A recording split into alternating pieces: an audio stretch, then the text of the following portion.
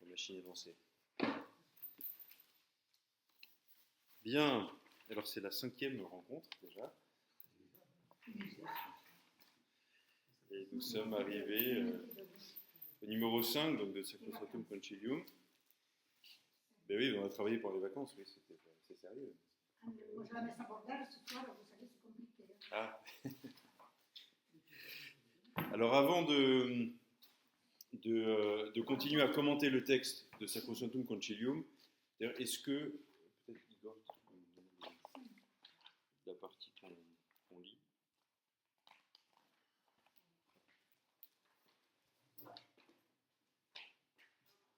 Voilà. J'aimerais revenir sur une remarque, enfin une question que Bernadette vous a posée la dernière fois, sur en gros les nécessités des sacrements pour le salut. Vous avez posé la question, est-ce que finalement le Seigneur ne peut pas utiliser d'autres manières pour sauver les gens? Voilà. Donc moi j'ai tâché de vous répondre assez succinctement. Je vous avais dit que je reviendrai dessus. Je pense que déjà, pour pouvoir répondre à la question, il faut contempler que c'est Dieu qui meurt sur la croix. Et qui meurt sur la croix. Il est question de mort d'un Dieu quand même. Hein. Dieu fait homme, bien sûr, c'est quand même Dieu qui meurt. Dieu qui envoie son Fils pour mourir sur la croix. Et donc, ça montre aussi le sérieux avec lequel on doit prendre la réalité des sacrements, hein, qui sont justement cette communication de la vie de Dieu qui se déverse à partir du cœur ouvert sur la croix, hein, sur l'ensemble des hommes qui acceptent librement de recevoir cette vie-là. Mais donc, bien sûr, regarder les sacrements à la lumière du sacrifice du Christ, ça permet de se rendre compte qu'effectivement, c'est très sérieux et que si Dieu a choisi ce chemin, on imagine bien qu'il ne va pas utiliser d'autres chemins à côté, si vous voulez. C'est tellement sérieux, il y met tellement toute sa personne, enfin tout son être, si vous voulez. Il donne son Fils, hein, qui est Dieu et homme, qui se donne pour le salut de l'humanité, celui des hommes. Et donc je vous avais dit qu'il y avait un passage effectivement dans le catéchisme de l'Église catholique sur la question au numéro 1257 et suivant, hein, qui traite de la question de la nécessité du baptême. 1257. Hein, c'est une question assez classique. Hein, je vous avais cité cette phrase du magistère qui est hors de l'Église, point de salut. C'est assez. Alors c'est faux? Non, c'est pas faux, c'est une phrase du magistère. Hein. Mais à bien comprendre, c'est-à-dire que toutes les personnes qui se sauvent en dehors apparemment de l'Église catholique, elles ont été sauvées dans le Christ. Et il y a un unique passage, c'est le Christ.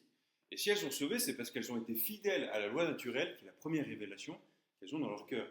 Et qu'elles ne se sont pas opposées à la deuxième révélation, qui est la révélation surnaturelle, qui est. Pourquoi? Parce qu'elles n'ont peut-être jamais entendu parler du Christ, c'est le cas quand même de beaucoup de personnes depuis la venue du Christ, hein, ou que, voilà, moi je pense aussi aux personnes qui ont été scandalisées par des membres de l'Église à un tel point que, si vous voulez, humainement, elles ne peuvent pas écouter le message d'évangile. Je pense, voilà, les victimes de pédophilie ou des choses comme ça, du point de vue de leur existence ont tellement été choqués que bon, ça s'explique quand même assez humainement. Hein. Mais de toutes les manières, si elles sont sauvées par le sang du Christ. Hein. Même si, dans un chemin un peu particulier, c'est pas très conscient. Mais en tout cas, le Seigneur nous sauve, et le catéchisme le redit. Hein.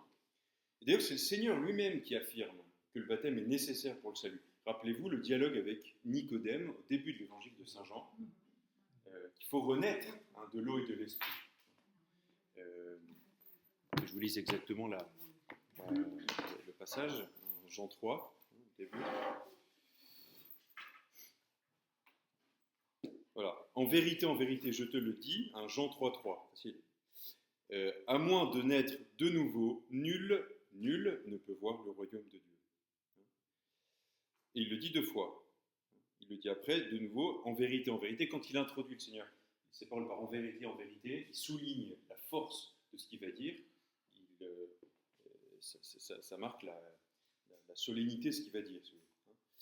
Je te le dis, à moins de naître d'eau et d'esprit, nul ne peut entrer dans le royaume de Dieu.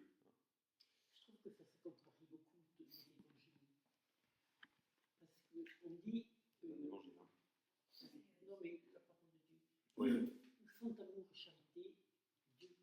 Oui, mais il faut bien comprendre ce que veut dire amour. Hein. Amour, C'est-à-dire qu'en fait, on a le don, une vision. Oui, mais si vous voulez, l'amour, il est fait pour les hommes. Hein. Et un homme est intelligence et volonté. Et donc volonté, donc libre, si vous voulez. Et donc l'amour ne peut être que libre. Parce que dans ce cas-là, si vous voulez, on pourrait ne pas comprendre la raison pour laquelle certaines personnes peuvent se damner en disant, mais enfin, si Dieu est amour, pourquoi est-ce qu'il ne vient pas les saisir et les amener tous, parce qu'il les aime tous dans son royaume. Et le problème, c'est que dans l'équation, il faut mettre la liberté de l'homme. Parce que amour, donc liberté. Vous voyez. Et donc, l'homme a toujours la possibilité de s'opposer à ça. C'est pour ça que le Seigneur disait dans une révélation privée, je ne sais plus quel mystique, je ne sais pas Sainte Brigitte, disait que la personne qui se damne, elle le sait au fond d'elle-même. Parce qu'au fond d'elle-même, elle a opposé un refus à Dieu. Elle a fermé les portes de son cœur. Et qui n'est pas uniquement un refus apparent à la parole de Dieu, mais c'est aussi un refus à la loi naturelle, qui est la première révélation. Ça, c'est important. Le Seigneur, dès les premières pages de la Genèse, il dit qu'il est, il se révèle. Hein, et dans cette réalité naturelle que l'on contemple, ça, la parole de Dieu, elle reprend ça, vous voyez, dans le livre de la sagesse, écrit 5 siècles avant l'arrivée du Christ. On l'a lu il n'y a pas longtemps, peut-être dans l'office de lecture, peut-être pas dans la liturgie. Si, dans la liturgie, on l'a lu il n'y a pas longtemps. Alors, bon, c'est sagesse 13.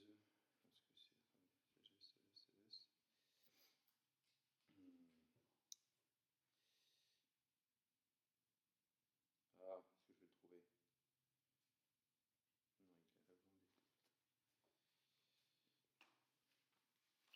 C'est-à-dire qu'ils n'ont pas su contempler la présence de Dieu à travers ses œuvres.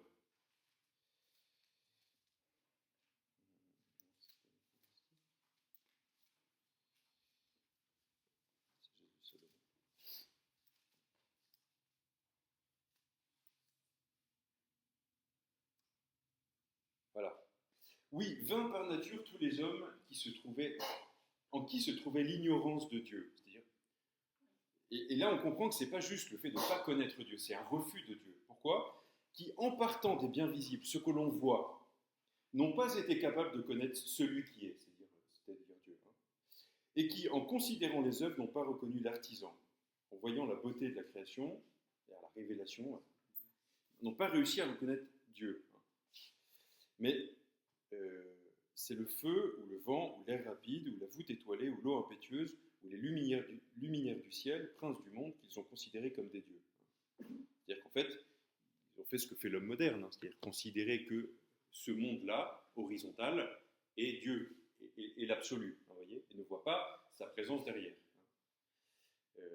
Donc ça, c'est déjà une manière de se positionner contre cette révélation naturelle. Voilà. Je vous ai parlé de ce livre là qui vient de sortir là, sur Dieu, la science, l'épreuve de la science, qui reprend toutes les découvertes scientifiques. Alors il y a certaines choses sur lesquelles je ne suis pas d'accord, hein, mais enfin c'est très percutant. Toutes les découvertes scientifiques du 20e, 21e siècle qui montrent à quel point elles disent quelque chose de la nature qui est incompréhensible s'il n'y a pas Dieu. C'est-à-dire que l'athéisme n'est plus tenable aujourd'hui du point de vue scientifique. Et pourtant, c'est très impressionnant, parce que ça, c'est quand même depuis le début du XXe siècle. L'idéologie communiste qui était profondément athée, quand ces scientifiques défendaient, par exemple, la fin thermique de l'univers, ou le Big Bang, le début de l'univers, ils les ont envoyés en goulag, ou ils les ont exécutés, ou ils les ont exilés. Et ce que j'ai découvert dans ce bouquin, c'est que, a priori, une des raisons de l'antisémitisme hitlérien, nazi, vient d'Einstein en particulier. Parce qu'Einstein, avec la théorie de la relativité générale, il a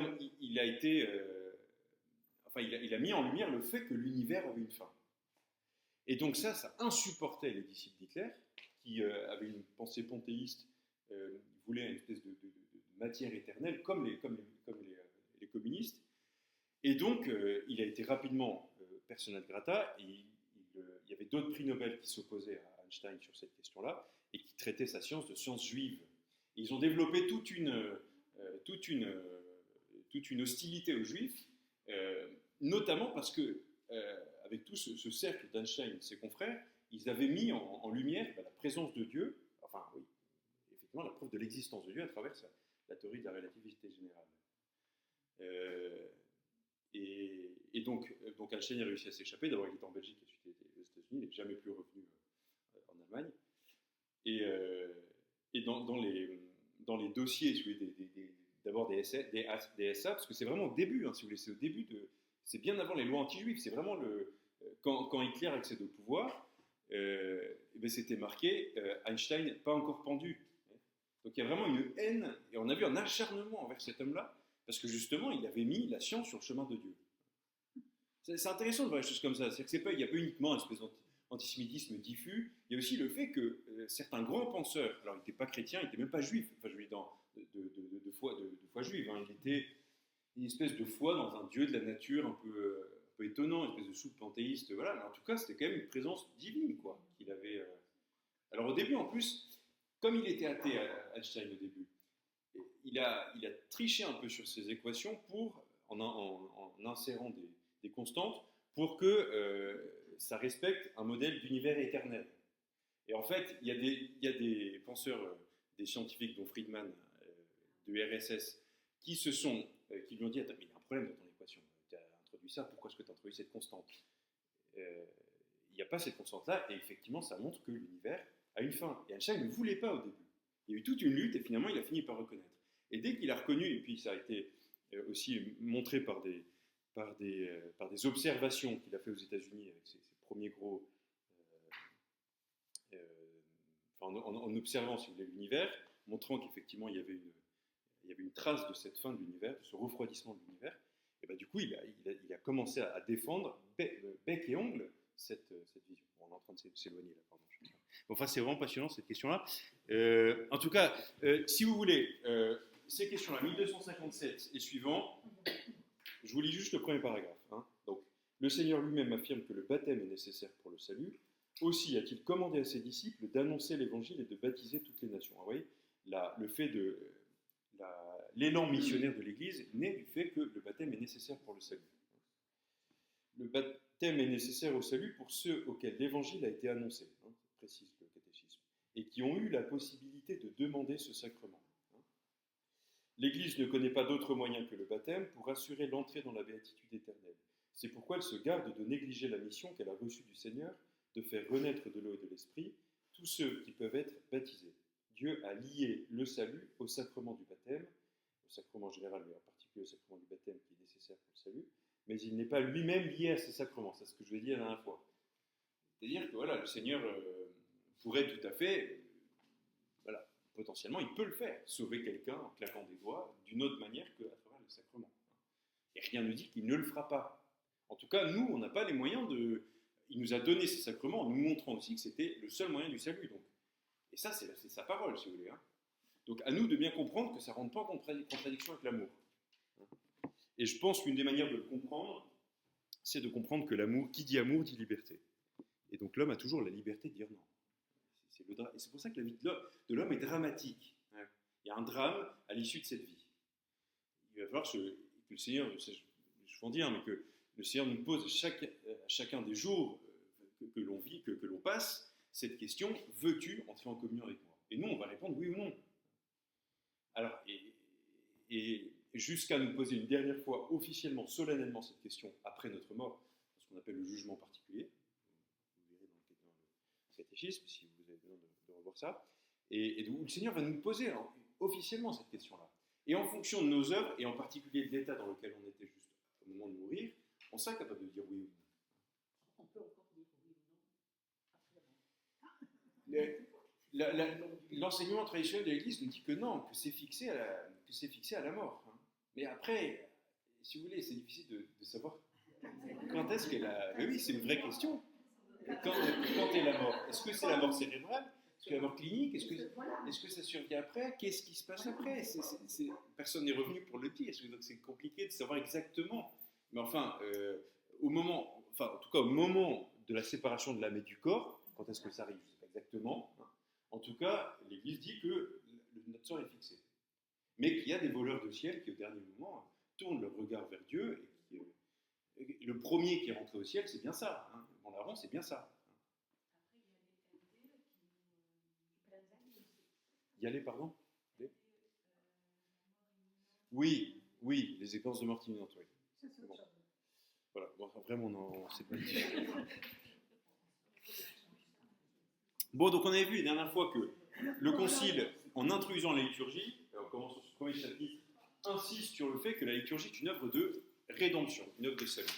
Et pour faire simple, on avait insisté sur le fait que on est plongé dans une expérience de mort depuis le péché originel qui se transmet de génération en génération. Et ce qui se passe grâce à l'œuvre du Christ, c'est exactement le contraire, c'est une œuvre de vie. Et on vient recevoir la vie de Dieu. Et donc la liturgie va être le cadre dans lequel on va recevoir cette vie-là. D'abord, bien sûr, dans la liturgie du baptême, on reçoit la vie de Dieu dans le baptême.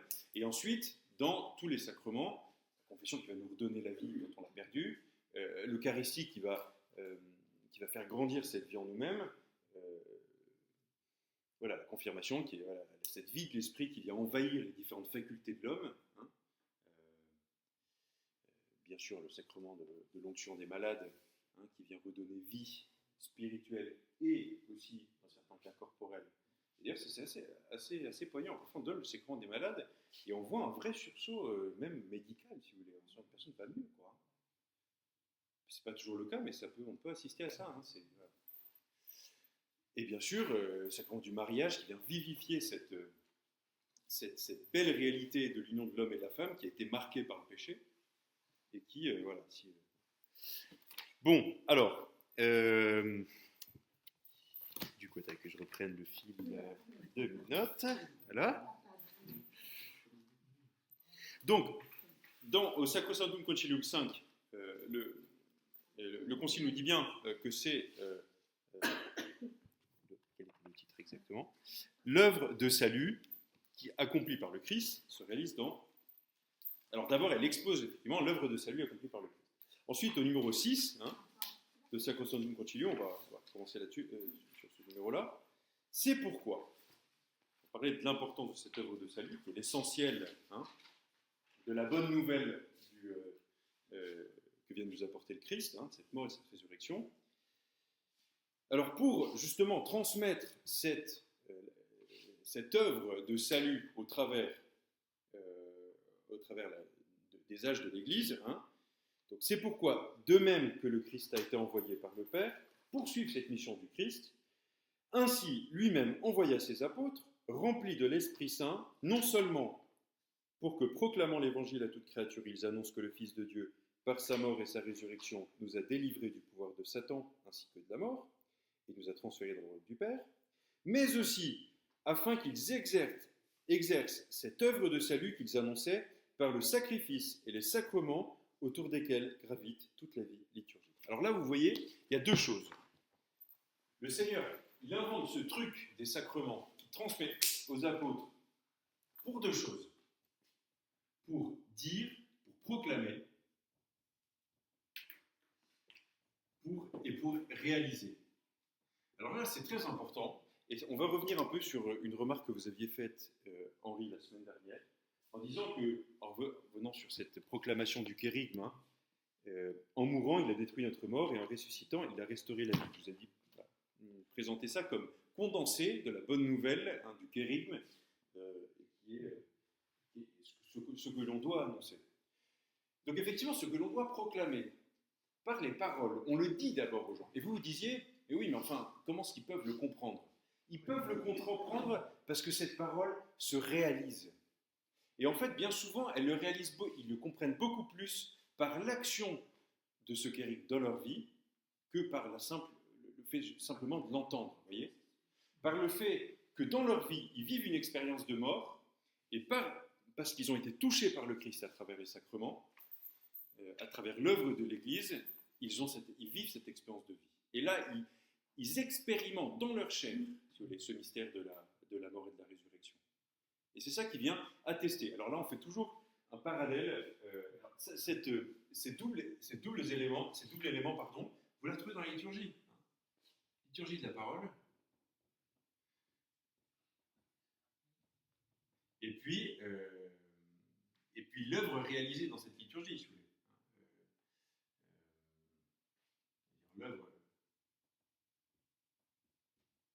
quelle que soit la liturgie, quel que soit le sacrement. Parce que, par exemple, dans la liturgie du baptême, vous avez une première partie. Alors, il y a le dialogue initial, on est à l'extérieur de l'église, ensuite on rentre pour écouter la parole de Dieu, ensuite le prêtre la commente, et puis, ça, effectivement, le Concile a beaucoup insisté là-dessus, ces deux parties sont un peu plus mises en valeur. Dans l'ancienne liturgie, il n'y a pas cette parole ou une proclamation de la parole, en tout cas, comme on la vit aujourd'hui. Elle est à travers les prières, à travers les textes, mais moins... Alors que là, il y a vraiment une partie dans le baptême où il y a une proclamation de la parole, et ensuite la réalisation de l'œuvre, avec le baptême proprement dit. Et donc ça, si vous voulez, c'est comme l'amour. Vous pouvez dire je t'aime, des paroles. Quand je fais la préparation au baptême, je leur chante paroles, les paroles de Dalida. Et de fait, ce sont des paroles, rien que des mots. Toujours des mots, rien que des mots. Et le Seigneur ne se borne pas à nous dire qu'il nous aime, ou qu'il va nous sauver, ou qu'il nous sauve. Mais il réalise ça dans notre vie, vous voyez ? C'est-à-dire que les deux vont ensemble. On a besoin, effectivement, si vous faites si vous réalisez que des actes d'amour, mais vous dites jamais, on a besoin des deux, vous voyez ? On a besoin d'entendre la parole, en même temps, on a besoin de la sentir se réaliser en nous. Encore une fois, c'est des réalités qu'on retrouve dans la nature. L'amour entre l'homme et la femme, d'entendre, de dire, et même beaucoup plus largement. Moi, je vois que, vous voyez, nous, dans notre vie de communauté, on a besoin de se dire certaines choses. Et même des choses positives, pas que des choses négatives. Vous voyez ? Et ça accompagne une manière concrète aussi de vivre la charité. Vous voyez ? C'est-à-dire qu'on a besoin de dire et en même temps de réaliser. C'est-à-dire de prendre sur soi à certains moments, ou au contraire de faire de montrer concrètement notre affection, vous voyez, par des œuvres concrètes. Et il y a ces deux éléments-là. Donc, le Seigneur, quand il envoie ses apôtres, encore une fois, je reprends ce sont de trucs que le Seigneur invente pour qu'aujourd'hui, encore 2000 ans après, eh bien, on puisse bénéficier de l'œuvre qu'il a réalisée une fois pour toutes au Golgotha, et puis par la mort et la résurrection. Donc, pour proclamer l'évangile, première partie, donc la parole. Donc, nous dire, le Concile précise, quel est le contenu de cette proclamation. Donc, ils ont été remplis de l'Esprit Saint après la Pentecôte. Donc, proclamer l'évangile à toute créature, c'est-à-dire annoncer que le Fils de Dieu, par sa mort et sa résurrection, nous a délivrés du pouvoir de Satan. Vous voyez, encore ce mystère de la mort, là, qui est là. D'ailleurs, il précise, ainsi que de la mort. Pouvoir de Satan ainsi que de la mort. Et nous a transférés dans le royaume du Père, afin qu'ils exercent cette œuvre de salut. Donc ça c'est la première partie. Mais aussi afin qu'ils exercent cette œuvre de salut qu'ils annonçaient par le sacrifice et les sacrements au cours desquels gravite toute la vie liturgique. C'est ainsi que par le baptême, les hommes sont greffés sur le mystère pascal du Christ, morts avec lui, ensevelis avec lui, ressuscités avec lui. Vous savez que dans les anciens baptistères, d'ailleurs à Naples, il y a cette symbolique-là, on descend dans le baptistère. Et en général, il y a 3 marches qui symbolisent les 3 jours de la mort et de la résurrection, où on descend dans la mort pour être ressuscité avec le Christ. Au centre de cette fontaine de vie, au centre dans les fonds baptismaux. Et d'ailleurs, à certains endroits, dans l'Antiquité, à certains endroits, il y avait, c'était plutôt chez les barbares du Nord, là, ils prenaient, alors le ministre du baptême, le prêtre ou le diacre ou l'évêque, descendait dans la cuve baptismale, on rentrait carrément, il y avait de l'eau jusqu'en haut, quoi, et puis la personne était plongée, on tenait la tête sous l'eau. On aurait dû faire ça.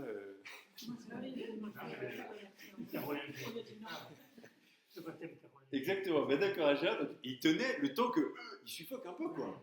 Mais quand il sortait la tête, et ben, il y avait une renaissance. Mais vous voyez, ça c'est typiquement liturgique, si vous voulez. C'est par des signes extérieurs, par une expérience extérieure, arriver à signifier, à montrer du doigt une réalité intérieure qui s'opère. C'est-à-dire, on meurt avec le Christ, et puis on est ressuscité à une nouvelle vie. Et évidemment, prenez les premières pages de la Genèse, le souffle, c'est la vie. Hein. C'est-à-dire qu'il souffle dans les narines d'Adam pour lui donner cette vie. Ce nouveau souffle, là, c'est vraiment qui est symbolisé par cette eau du baptême qui est... nul ne peut renaître de l'eau et de l'esprit. Pardon, nul... oui, attends, la formulation c'est... En vérité, je vous le dis, si vous ne renaissez pas de l'eau et de l'esprit, vous ne verrez pas le royaume de Dieu.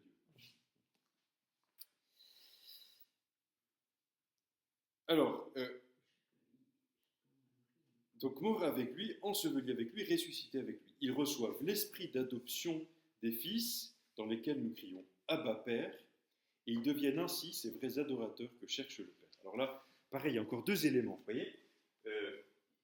Donc le Christ envoie, donc d'abord réalise cette œuvre-là, hein, il y a 2000 ans sur le Golgotha, hein, et ensuite il envoie ses apôtres remplis d'Esprit Saint pour poursuivre son œuvre au long des siècles et pour que tous les hommes soient sauvés. Hein. Donc en proclamant la parole et en réalisant son sacrifice à travers la liturgie. Pourquoi? Je vous rappelle, pourquoi est-ce que l'homme a été créé, on l'a rappelé la dernière fois, pour louer, vénérer et servir Dieu. Hein. Et donc, on comprend que la vocation de l'homme, c'est une vocation liturgique, c'est de rendre un culte à Dieu. Je vous avais dit effectivement que Dieu n'avait pas besoin de l'homme, hein, la Trinité n'avait absolument pas besoin de l'homme, et par pure gratuité, pour faire partager son amour, la Trinité Sainte a voulu créer, et en particulier les hommes pour louer cette Trinité, pour le vénérer, pour lui rendre un culte. C'est pour ça qu'on parle d'une liturgie céleste. Hein. C'est pas que la liturgie, c'est pas juste un truc qu'on aura ici sur cette terre. On est appelé à une liturgie céleste. D'ailleurs, le Concile en parlera après. Hein. Il y a une liturgie céleste qui se déroule au ciel, qui est la célébration du mystère de Pâques, mais dans un mode céleste, hein, qui est une liturgie qui n'aura jamais de fin. Hein. Et donc, le Concile dit bien que le but, là, c'est de cette mission-là, le but de cette action, de cette mission qui est prolongée dans les apôtres et puis leurs successeurs, hein, c'est donc pour faire de nous des enfants de Dieu. Hein. Et là, c'est intéressant. Attends, je marque les deux choses. Et puis, louer. Louer Dieu, comment dit le Concile exactement. Des vrais adorateurs. Des vrais adorateurs que cherche le Père.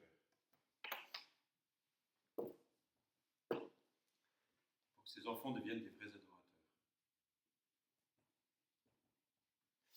Alors, enfant de Dieu, fils de Dieu, Abba Père, c'est ça. Pourquoi est-ce qu'il y a cette allusion à la paternité? Parce que c'est une allusion à la vie. Le Père, celui qui donne la vie. Les parents, celui qui donne la vie. Et donc, être enfant de Dieu, c'est recevoir de Dieu sa vie. Hein. Et encore ce concept de vie est fondamental dans, évidemment, toute la révélation chrétienne. C'est d'ailleurs le pivot de l'évangile de Saint Jean. C'est l'évangile le plus théologique, Saint Jean, extrêmement profond. Et donc, pour le faire simple, il y a deux moments dans l'évangile de Saint Jean. Au début, donc mis à part le prologue, hein, au commencement, Dieu était au commencement était le Verbe était auprès de Dieu, le Verbe était Dieu, etc. Donc un peu une condensée d'histoire du salut là. Donc ensuite on commence rapidement avec Saint Jean-Baptiste. Hein, puis ensuite il y a cette rencontre avec Nicodème. Non, avant le Seigneur chasse les marchands du temple. Première action pastorale du Seigneur, il vient à Jérusalem, il prend des fouets et il balance tout. J'avais dit ça à l'abbé Paul, je vous ai, on était plus tranquille. Hein.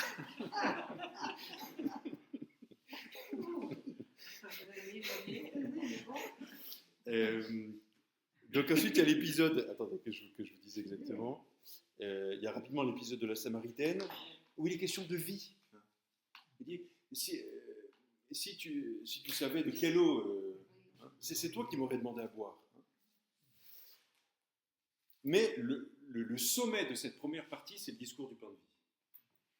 C'est quand il vient de faire la multiplication des pains, Donc là, il y a une foule devant lui qui est abasourdie de ce qu'elle vient de voir, donc elle veut absolument le suivre, elle se prête à tout pour... Et lui, il s'échappe. Et il leur dit, mais en fait, vous me suivez parce que vous avez vu des grands signes, mais vous n'y êtes pas, quoi. C'est très intéressant, ça, cette articulation-là. Parce que juste après, les apôtres sont pris dans la tempête, ils traversent le lac de Galilée, et expérience de mort. Ils pensent qu'ils vont mourir. Et là, il apparaît comme un fantôme. N'ayez pas peur, c'est moi. C'est ce qu'avait mis, Léon XIII en bas d'un cadre qui ne le représentait pas bien. Il avait mis la référence de N'ayez pas peur, c'est moi.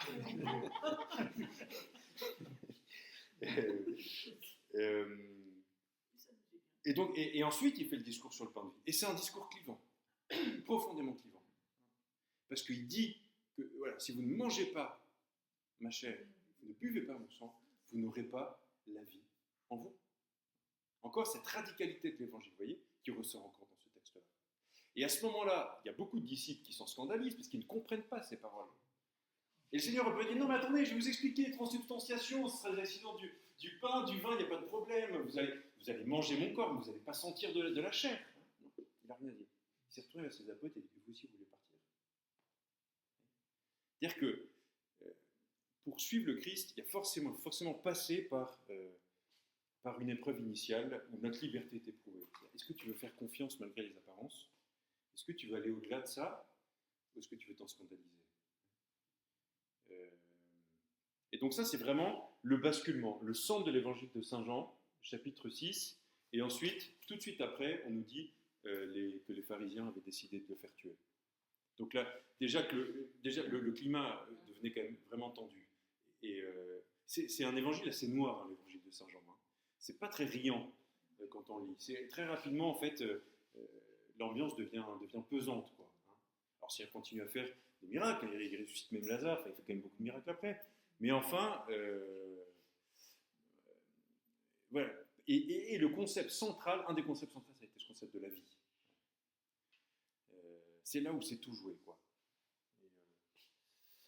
Mais évidemment, c'est une question bête que je vais poser. Il y a toujours la question du père, mais il faut bien une mère. Alors comment ça se passe là? Nul ne peut avoir Dieu pour père qui n'a Marie pour mère. Dieu pour père qui n'a Marie pour mère. C'est Saint-Louis-Marie Guénon de Montfort. Alors, c'est là où il faut comprendre que la paternité, au sens théologique, la paternité est un terme analogue. Hein. C'est-à-dire qu'il y a plusieurs sens. Il y a une partie commune et une partie différente. Je vous en ai parlé la dernière fois, je ne sais plus sur quel concept, mais on va revenir sur le concept de la présence de Dieu aussi, qui est un concept analogue. C'est très important d'arriver à avoir cette finesse d'esprit, de comprendre que certains termes, alors il y a quelque chose de commun, vous voyez, mais il y a quelque chose de très différent. Et donc, nous, nécessairement, la paternité pour nous, elle est masculinisée. Parce que nous, en tant qu'être matériel, on est sexué. D'accord ? Mais Dieu étant pur esprit, il n'est pas sexué. Alors, bien sûr que quand il prend une nature humaine, il choisit d'être homme, hein, bien sûr. Mais voilà, là, on est en train de parler du Père. Hein. Pardon ? Pourquoi bien sûr? Puisqu'il y a un Christ. Ah non, je veux dire bien sûr, parce qu'on sait qu'il est Christ. Non, je ne vous ai pas dit bien sûr, parce qu'évidemment, on va choisir un homme. Non, je n'ai pas dit ça en ce sens-là. Vous voyez ? Faut faire attention à ce qu'on dit maintenant. Non, mais en tout cas, c'est sûr que là on n'a pas le temps, et puis il faudrait que je prépare ça. Mais c'est une question qui est intéressante. Pourquoi est-ce que le Seigneur... Alors, ça reste un mystère. Hein. Pourquoi est-ce qu'il a choisi effectivement le sexe masculin ? Mais il y a une raison, mais qui vraiment correspond à la nature de l'homme. Il faudrait en parler. Il faudrait rentrer vraiment dans un chapitre. Donc, non, c'est pas bon. C'est long.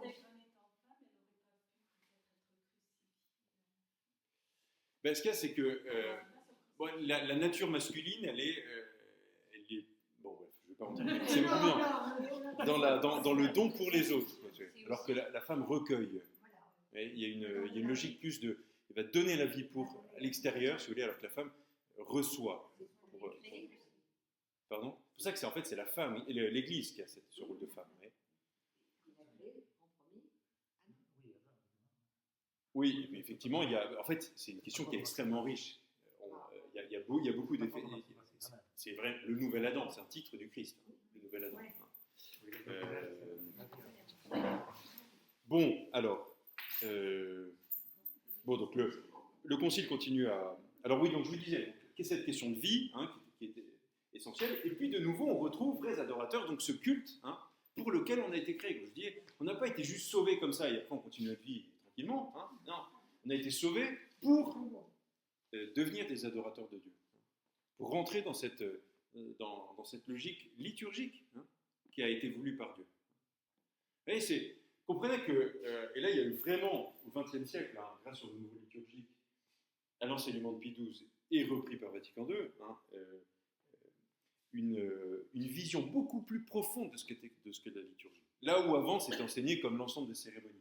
Je vous rappelle encore une fois qu'avant il n'y avait pas de théologie liturgique, il n'y avait pas de prof de liturgie, ça n'existait pas. Il y avait des profs de cérémonie. Hein.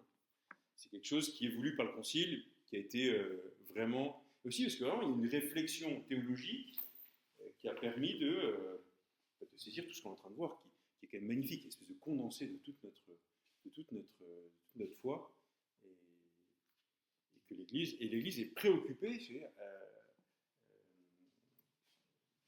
de donner ce trésor à chacun des fidèles, de faire compréhensible ce mystère à travers la liturgie, hein, selon une saine conception de la compréhension, qu'on verra, hein, et pour participer pleinement, pas extérieurement à faire une lecture, vous voyez, mais participer à ce mystère pascal. On est vraiment dans une logique beaucoup plus théologique, hein, et beaucoup plus profonde. Hein. On est devant un mystère de vie. Donc le texte continue. Semblablement, chaque fois qu'ils mangent la scène du Seigneur, ils annoncent sa mort jusqu'à ce qu'il vienne. Donc ça, on reprend donc la première aux Corinthiens, mais c'est une prière eucharistique, je ne sais plus laquelle. Bon, c'est l'anamnèse, hein, de toute façon. C'est pourquoi, le jour même de la Pentecôte, où l'Église apparut au monde, ceux qui accueillirent la parole de Dieu, de Pierre, furent baptisés. Vous voyez, reçoit la parole, et du coup on passe, ils ont été baptisés. L'œuvre a été réalisée en eux. Un parcours qui est toujours... C'est pour ça qu'en fait, je vous dis, j'ai voulu que dans chacun des sacrements, on retrouve un peu ce double élément. Parfois c'est un peu trop, je trouve, parce que par exemple pour la confession, on pourrait faire ça. C'est-à-dire qu'on pourrait, quand une personne vient nous voir pour confesser, on pourrait commencer à lire la parole de Dieu, voir ce que ça nous dit, et puis ensuite faire l'aveu des fautes, vous voyez. Bon, ça serait un peu lourd. Pourquoi pas le faire? C'est ce qu'on essaye de faire dans les célébrations pénitentielles, hein, qui sont suivies ensuite par la confession. Ça a l'avantage, si vous voulez, de rendre un peu plus... rentrer dans cette dynamique-là nous permet de ne pas rentrer dans une espèce de routine sacramentelle. Hein, on vient et finalement dire les choses sans faire trop d'examen de conscience avant, mais se laisser un peu dénoncer par la parole de Dieu. Donc laisser la parole de Dieu un certain rôle, le rôle qu'elle a, hein, de venir ce glaive à deux tranchants qui est là pour justement disjoindre les jointures de l'âme, de notre nature blessée, de cette tension qui est en nous. Voilà, donc ceux qui, le jour de la Pentecôte, accueillirent la parole de Pierre, furent baptisés. Et ils étaient assidus à l'enseignement des apôtres, à la communion fraternelle dans la fraction du pain et aux prières, louant Dieu et ayant la faveur de tout le peuple.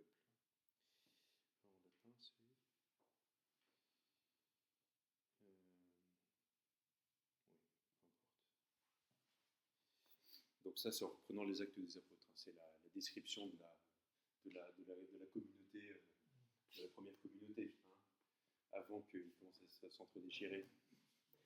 Ils étaient unis autour justement de l'enseignement des apôtres, assidus à l'enseignement des apôtres, hein, la communion fraternelle, dans la fraction du pain. C'est intéressant ça, hein, cette communion, c'est-à-dire cette charité, cette répercussion sociale de la charité entre nous, découlée de la fraction du pain. C'est-à-dire la fraction du pain, c'est un des termes pour qualifier l'Eucharistie. Hein.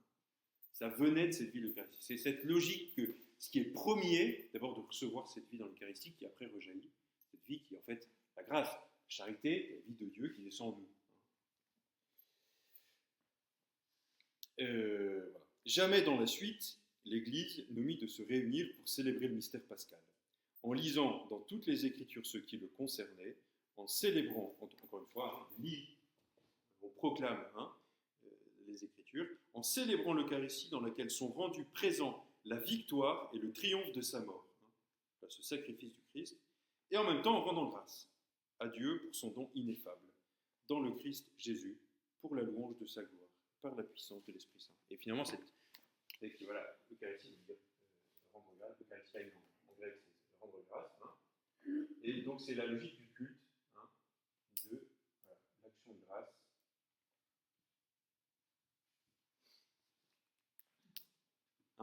Pour ça, on dit que le culte a plusieurs finalités. Louer, demander, adorer, et puis réparer. Ce qu'on appelle la partie propitiatoire de la liturgie. C'est 4 aspects de la liturgie. Louer, adorer, demander, et puis réparer. Je ne sais pas exactement l'ordre, je pense que réparer doit venir avant. Mais celui de manière globale, tout ça, c'est une louange à Dieu. Parce que dans la réparation, il y a une louange. La réparation, c'est ce passage de la mort à la vie, par nos actes, par l'œuvre de Dieu, mais aussi par nos actes. Et donc c'est une louange qu'on fait à Dieu qui justement nous redonne la vie. Voilà. Alors, on va essayer de continuer.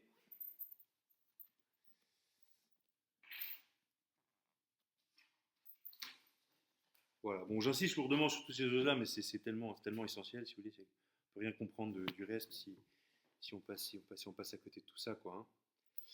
Oui, donc voilà, cet aspect d'action de grâce, souvent on a voulu réduire ça à l'aspect festif de la liturgie. Finalement, action de grâce, c'est juste taper des mains, être content et mettre de la musique avec des tambours, quoi. Très bien. Non, c'est beaucoup plus profond que ça, vous voyez. C'est c'est une action de grâce qui vient de l'exultation de l'homme en face de ce mystère de vie, qui est le mystère du sacrifice du Christ. Et qui, du coup, rejaillit dans une action de grâce pour, mais qui est d'abord un mystère intérieur, une joie intérieure, profonde, qui découle de ce mystère-là, et qui, du coup, est rejaillit déjà dans notre vie de tous les jours, une prolongation de cette liturgie, dans le monde, et puis aussi dans nos liturgies, avec une joie toute particulière. C'est une joie qui dit un mystère extrêmement sacré, donc c'est une joie qui ne peut pas être sur le même ton que la joie d'une fête foraine, vous voyez, ou d'un concert de musique. Oui, mais c'était bien, c'est difficile. Exactement. Non, mais c'est d'autant plus difficile qu'on ne contemple pas ça, vous voyez. Quand on est en face de tout ça, eh bien, on a un ton qui est beaucoup plus juste, vous voyez. Je pense que le fait de ne pas avoir contemplé ça nous a fait perdre l'héritage incroyable qu'est le chant grégorien. Parce que le chant grégorien, si vous voulez, c'est une esthétique qui est toute particulière, qui est absolument pas séculière, parce qu'elle a été élaborée uniquement dans la prière et dans la contemplation de ce mystère. Ça ne vient pas, si vous voulez, c'est pas un chant laïque qui a été christianisé, c'est vraiment un produit purement de disciples du Christ, quoi, et qui priaient et qui, en priant, ont élaboré ce chant-là. Et donc, par ce grégorien, par cette manière de chanter toute particulière, ils ont rendu sensibles des émotions spirituelles toutes particulières, en particulier la joie chrétienne. Et il y a une joie dans le chant grégorien, et qui est un peu, au début, qui est un peu austère, vous voyez, mais qui petit à petit, pour l'homme qui met ses pas derrière le Christ, devient chaque fois plus profond. Vous voyez.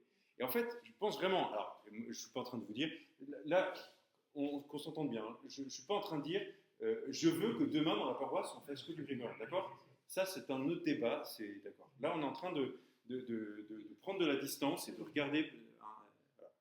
C'est un fait, d'ailleurs, vous voyez, Paul VI a écrit un document sur le chant grégorien.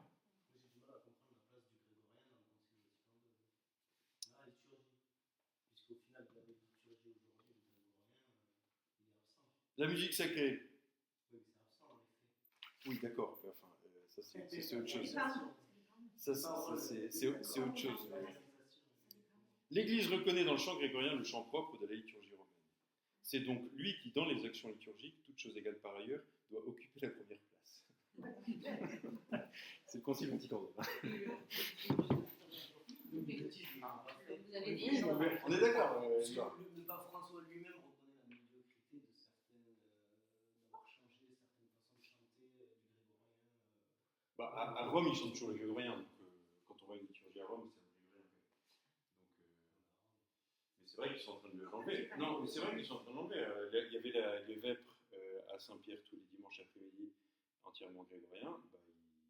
Il y a eu un nouveau recteur de la Basilique Saint-Pierre, il l'a enlevé. Enfin, il a enlevé une partie, quoi. Mais bon, de toute façon, moi, je rentre pas. On en a parlé les premières séances, hein, de ce contexte qu'il y a eu, etc. Là, on rentre pas dans la réalisation concrète. On regarde d'abord ce que veut le Concile, justement, pour pouvoir après être plus fidèle à ce qu'il a demandé, et aussi, voilà, positionner enfin, revoir nos propres positions à la lumière de ce qu'il dit vraiment. Hein. Parce que ce que je disais dans la première séance, vous voyez, c'est que Igor, c'est que voilà, d'un côté comme de l'autre, dans le panorama de l'Église des dernières décennies, alors soit on s'oppose au Concile Vatican, soit au contraire, on en parle tout le temps, mais personne ne l'a lu. Donc, moi, ma volonté, c'est de le lire, hein, tous ensemble, et qu'on se remette d'accord. Hein, d'accord, et après qu'ensuite on puisse... c'est ça le fondement de l'unité, hein, de partir sur les textes que l'Église nous donne. Hein, voilà. Bref, en tout cas, pour le moment, c'est pas le débat. Ça viendra, enfin, peut-être pas un débat, mais ça viendra, on parlera de ces éléments-là, mais ça ne me semble pas les plus importants pour le moment. Hein. Plus extérieurs, certainement, pas les plus importants.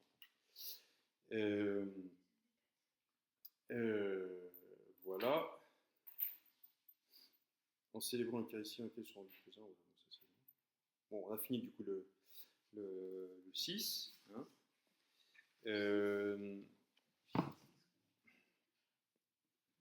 Il est déjà 7 heures. On a commencé en retard. Vous me permettez de poursuivre un peu, parce que ceux qui doivent y aller, n'hésitez pas. Juste une petite parenthèse, Oui. on pourrait le comparer à la lecture de l'icône, le chant grégorien. Exactement. Il y a quelque chose de tout à fait... Là, c'est la musique, l'icône, ouais. C'est quand même effectivement un monde, l'icône. Il faut rentrer dedans. Hein. C'est pas très immédiat. Il y a un langage, et puis surtout, si vous voulez, quand vous écoutez une cantate de Bach, quelle que soit l'éducation de vos oreilles, ça dépend de la cantate, mais enfin le Magnificat de Bach, j'en sais rien, tout le monde est saisi, quoi. Parce qu'il y a quelque chose d'assez immédiat, vous voyez. Alors que c'est pas tout à fait le cas. Et l'icône, c'est pas tout à fait pareil. On sent qu'on rentre dans un autre langage, dans une autre dimension. C'est à la fois un peu pareil, en même temps, c'est assez différent, quoi. Et ouais, t'es étonné, parce qu'on a lancé une semaine de chant grégorien à Rocamadour, qui est un sanctuaire qui, maintenant l'été, est extrêmement couru. Il y a des millions de gens. Hein. Et donc, il y avait des séances de musique sacrée. Et nous, on a lancé, il y a 13 ans, une semaine de chant grégorien. Et on était étonnés, c'est le recteur de Rocamadour qui disait ça à l'époque, on était étonnés parce que, donc lui, il faisait la comparaison entre tous les autres groupes. Dès qu'on chantait grégorien, les gens restaient.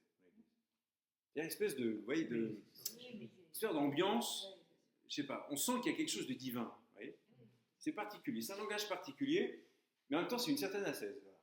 C'est pas très immédiat, donc il faut rentrer dedans, il faut comprendre ce langage, mais c'est un langage après qui fatigue pas, vous voyez. Alors que rapidement, quand on écoute trop de Bach, trop de Mozart, parce que là je prends les plus grands, mais même des compositeurs qui ont un langage qui est très typé, je pense pas à Prokofiev, Shostakovich, ou je sais pas, à Rachmaninov, à un moment où on a envie de passer à autre chose, quoi, vous voyez. Alors que grégorien a quelque chose d'assez, je sais pas, assez élève, et en même temps, on touche pas le fond. Quoi. Oui, c'est sûr. On ne chante pas grégorien. Ici, ça donnerait. Mais à l'église, ça sonne très bien. Oui, c'est vrai. Bon, bref. Voilà. Donc, au numéro 7, le Concile nous parle de la présence du Christ dans la liturgie. Voilà. Alors, avant de rentrer dans la lecture du texte, j'aimerais vous parler de la présence. De ce qu'est la présence et comment faut-il comprendre, j'en ai déjà dit un mot un petit peu tout à l'heure, hein, mais que la présence est terme analogique. C'est-à-dire qu'il s'applique à plusieurs réalités qui sont en partie dans des choses en commun et sont différentes aussi. Le terme par excellence de l'analogie, c'est l'être, par exemple. L'être, on en a tous l'expérience. Ça, c'est de l'être. Ça, c'est de l'être. Ça, c'est de l'être. Je suis de l'être. Ma parole est de l'être. Mes pensées sont de l'être. Votre imagination est de l'être. L'animal est de l'être. Dieu est de l'être. Et à chaque fois que j'ai utilisé ce terme être, ça dit quelque chose de commun à toutes ces réalités que je viens de citer. Mais pourtant, elles sont profondément différentes. La différence entre un caillou qui est de l'être et Dieu, qui est l'être parfait. Et pourtant, c'est quand même un point commun, vous voyez, c'est qu'il y a quand même un trait d'union entre toutes ces réalités. Ça, c'est ce qu'on appelle l'analogie. La différence avec l'équivocité, par exemple, le chien de fusil ou le chien à l'animal. On utilise le même terme, mais en réalité, ça n'a rien à voir. Ou le chien, la constellation. Et l'univocité qui a l'opposé, un terme univoque, ça décrit toujours la même réalité. J'en sais rien, moi, par exemple, platelminte. Vous voyez, platelminte, c'est un verre. Quand on utilise ce terme-là, platelminte, avec TH, ça fait toujours référence à cet animal visqueux qui est dans je ne sais pas quel endroit. Ouais, c'est un terme univoque, quoi. Mais par contre, quand j'utilise certains termes, c'est analogue. C'est-à-dire qu'en partie, ils veulent dire la même chose, et en partie, ils sont différents. Vous voyez, c'est un peu le milieu entre l'équivocité et l'univocité. D'accord ? Dans le terme de présence, il y a quelque chose de cet ordre-là. On disait la pour la paternité tout à l'heure. Pour la présence, en point de vue de l'essence de ce terme-là, c'est on parle de deux réalités qui sont présentes l'une à l'autre. Voilà. Je suis en présence de vous en ce moment, vous êtes en face de moi, je suis en présence de cette table. Si je me représente, je ne sais pas moi, mes parents, je suis en présence de mes parents, qui ne sont pas là physiquement. Si voilà, je me mets en présence dans ma tête du pape, je l'ai d'une certaine manière quand même en présence, vous voyez. Alors que si je n'y pense pas du tout, il n'est pas présent, vous voyez. Mais donc il y a plusieurs types de présence, en particulier de présence de Dieu. Il y a une présence de Dieu, et c'est important de mettre des mots là-dessus, parce que souvent on confond un peu tout là-dessus. Encore une fois, hier je visitais une personne, ses petits-enfants n'avaient pas été baptisés, voilà. Et à l'époque, il y a longtemps, elle est allée voir le prêtre, il lui avait dit « Mais ils sont tous enfants de Dieu, pas de problème, pas besoin de les baptiser. » Oui, mais c'est vrai que si on ne fait pas la différence entre la présence de Dieu dans une créature, dans l'homme, et cette présence particulière qu'il y a à la grâce, et si pour nous c'est une espèce de magma où on mélange un peu tout, la présence de Dieu, elle est présente de différentes manières. Il y a un premier niveau, un premier degré, qui s'appelle la présence d'immensité en termes techniques, où Dieu est présent dans toutes les créatures parce qu'il les a créées. Comme un artiste qui crée un tableau, il est présent. Il se trouve que la créature, elle continue d'exister parce que Dieu l'a fait exister. Donc si Dieu décidait d'arrêter, tout s'évaporerait, il n'y aurait plus d'existence. D'accord ? C'est-à-dire que c'est une action continuée de Dieu. Alors que pour le peintre, il l'a fait une bonne fois pour toutes, et voilà, après le peintre peut mourir, en fait, il y a plein de peintres qui sont morts, et leurs œuvres leur survie. Mais il y a toujours une référence à leur présence. C'est-à-dire que si ce cadre existe aujourd'hui, c'est qu'un jour, il a été en présence d'un esprit supérieur qui a été capable de peindre ce cadre-là. Vous voyez ? Et donc, il y a une première présence à ce niveau-là dans toutes les créatures. Qu'elles soient des créatures sans vie, minérales, avec une vie végétale, animale, avec intelligence, sans intelligence. Même le démon, si vous voulez, il a une présence de Dieu d'une certaine manière parce qu'il existe. C'est un peu un mystère, mais voilà, en tant que Dieu est la cause de cet effet qui est devant moi. Le démon est la cause et l'effet, de l'action créatrice de Dieu il y a X temps quand il a créé le démon, quand il a créé les anges. Pas le démon en tant que tel, mais il a créé les anges. Et donc, voilà, à partir du moment où on est, il y a une présence de Dieu. C'est ça qu'on peut voir dans la création, l'œuvre de Dieu. Et ce que je vous disais tout à l'heure, en vous lisant le texte de la sagesse, en disant que ces hommes n'ont pas été capables de reconnaître la présence de Dieu à travers l'immensité et la beauté de sa nature, la beauté de son œuvre.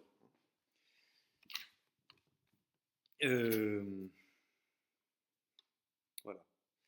Et donc il y a un deuxième type de présence, donc ça c'est une présence naturelle, hein, premier niveau. Hein. Il y a une autre présence qui est une présence surnaturelle. Un petit peu comme si, en prenant cette image du tableau, vous imaginez que le peintre est capable de mettre sa vie carrément dans le tableau. C'est difficile à imaginer, vous voyez. Mais c'est-à-dire que quand vous regardez le tableau, il y a le peintre qui est là,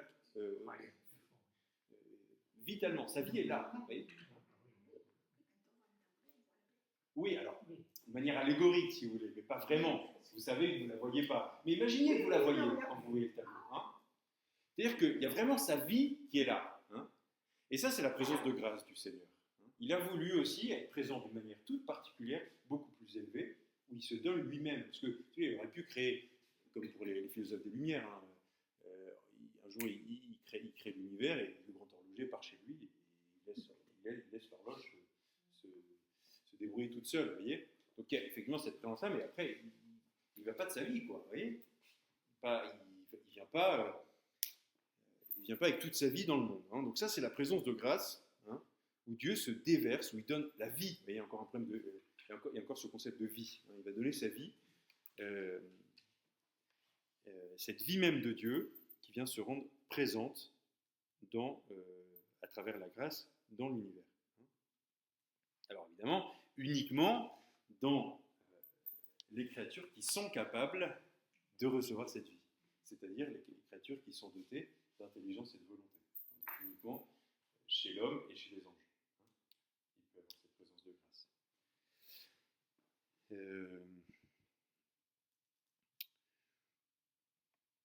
Bon, voilà un peu cette introduction qu'on pouvait faire.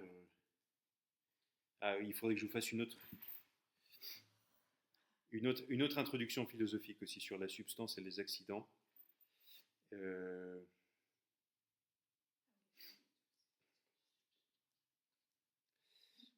Oui, c'est un peu technique, mais j'aimerais bien. Non, mais c'est peut-être déjà l'heure. C'est un peu tard. Peut-être vous faire la prochaine fois. On s'arrête là sur la présence.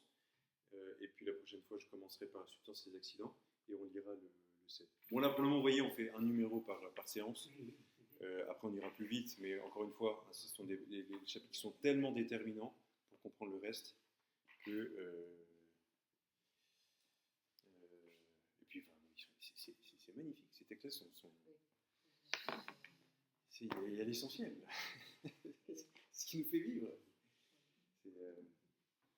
Et en venant ici, vous savez que la vie surgit de la baisse, en fait. Oui. C'est beaucoup plus vaste. Et oui. C'est vaste. Est-ce que vous comprenez, en fait, on a souvent cette idée que la liturgie, c'est l'ensemble des rites, quoi. C'est les cérémonies extérieures. Mais j'ai bien quand vous avez dit mettre des cérémonies avant les profs de liturgie. J'ai bien aimé ça parce que. Et c'est vrai, et je pense que ça s'appelait même comme ça d'ailleurs. Ma grand-mère, elle parlait toujours des cérémonies. Oui. Elle n'a pas jamais parlé de formation, tout ça. Oui. Ça n'existait pas, moi. Oui. Alors, des fois, quand j'y allais, je me disais, tiens, c'est dommage que tu ne sois plus là. Oui. Mais il faut les.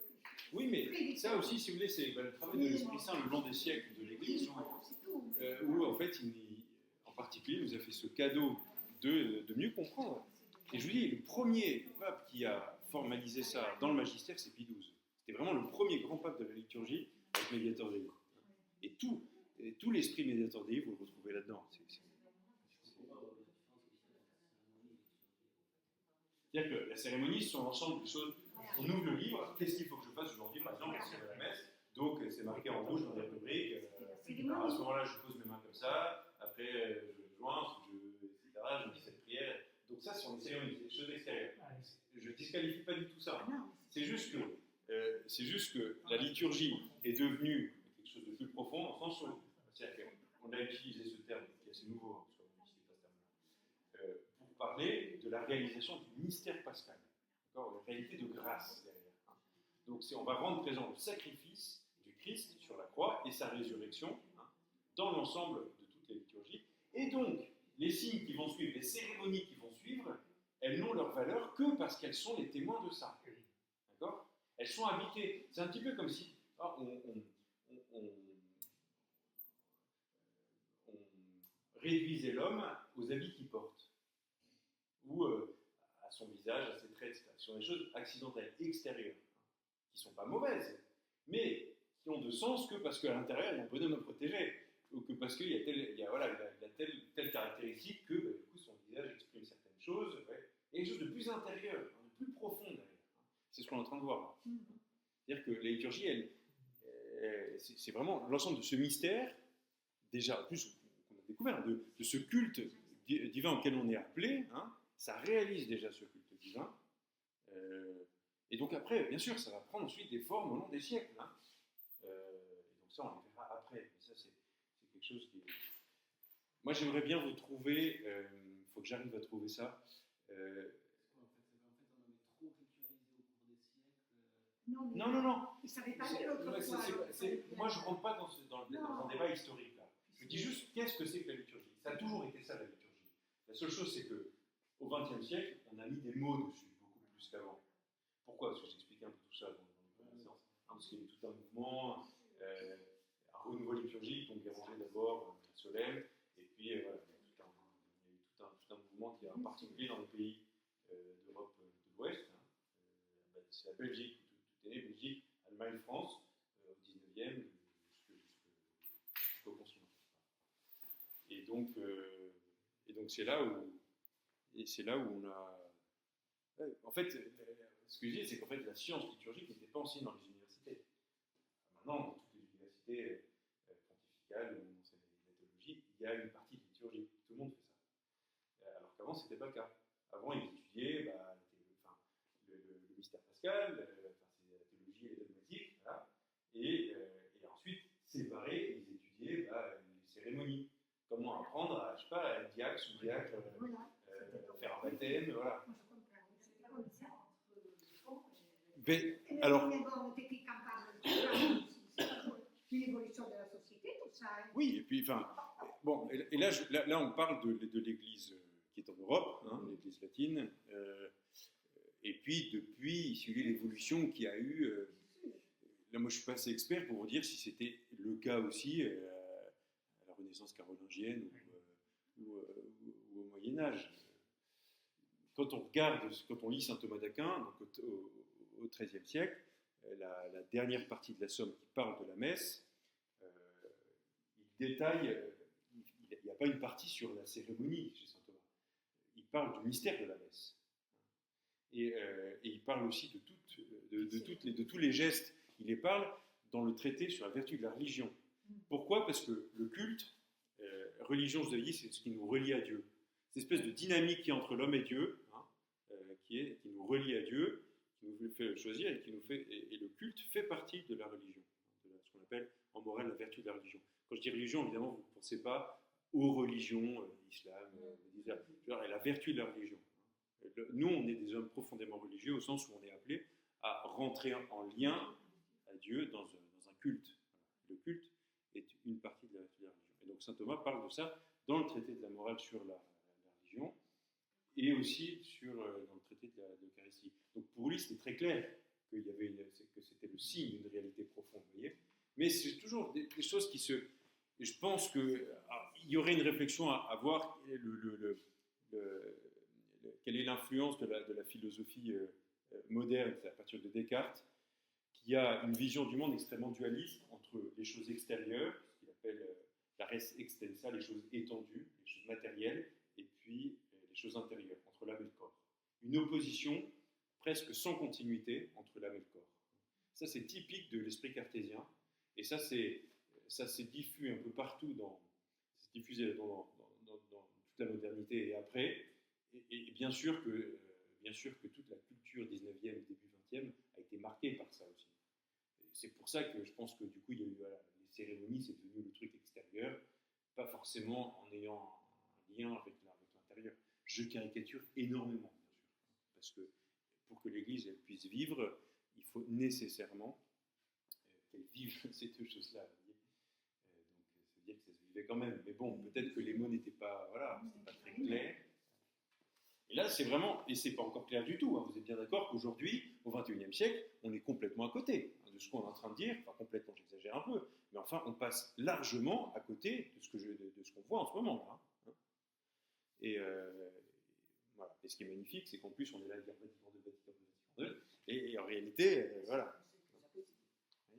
Donc bon, après, il s'agit pas, on n'est pas là pour juger ce qui est liturgique ou quoi. On est là pour se ressourcer et pour se remettre en face de ce mystère du salut. Et puis voir, voilà, ce qu'attend l'Église dans son enseignement de la liturgie.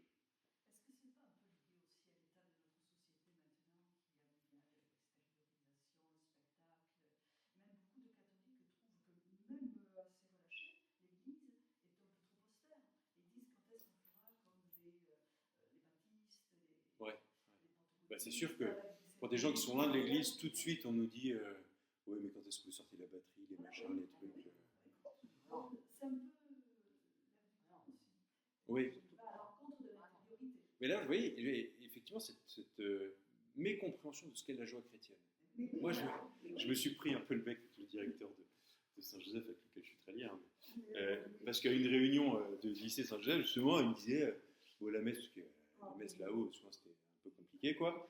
Et donc, il commençait à me faire, enfin, lui, avec toute pro, commençait à faire un commentaire. Oui, mais je sais pas quoi, il faut des liturgies joyeuses, sinon on va perdre tout le monde. J'ai dit, attendez, vous parlez de quoi? La joie chrétienne, vous parlez de quoi? C'est-à-dire que. Oui, mais du coup, je l'ai dit, s'il y a une joie chrétienne, c'est parce qu'on est habité par ce mystère-là. Et que ça, c'est le premier, et qu'ensuite, ça se diffuse. Et je peux vous dire que même une liturgie extrêmement sobre, où personne ne chante, mais qu'on vit cette joie, ça se sent. Vraiment, ça se sent. Il n'y a pas besoin, pour des personnes intérieures, il n'y a pas besoin nécessairement de toujours l'exprimer extérieurement. Il y a quelque chose d'assez mystérieux qui se vit et qui se communique, qui se met à la charité. Alors évidemment, on a aussi besoin de l'exprimer. Parce que l'homme, comme je vous le disais, pour parvenir à une réalité intérieure, il a besoin de passer par le corps. Il a besoin de l'exprimer. Ce que j'ai essayé de vous dire il y a 2 séances, l'importance de passer par le corps pour transmettre des choses intérieures. Pour l'amour, de pouvoir utiliser notre corps pour dire l'amour. Sinon, on ne pourrait pas le transmettre. Voilà. Merci à vous. Merci. Oui, parce que l'église, ça peut être non plus une excitation. Oui,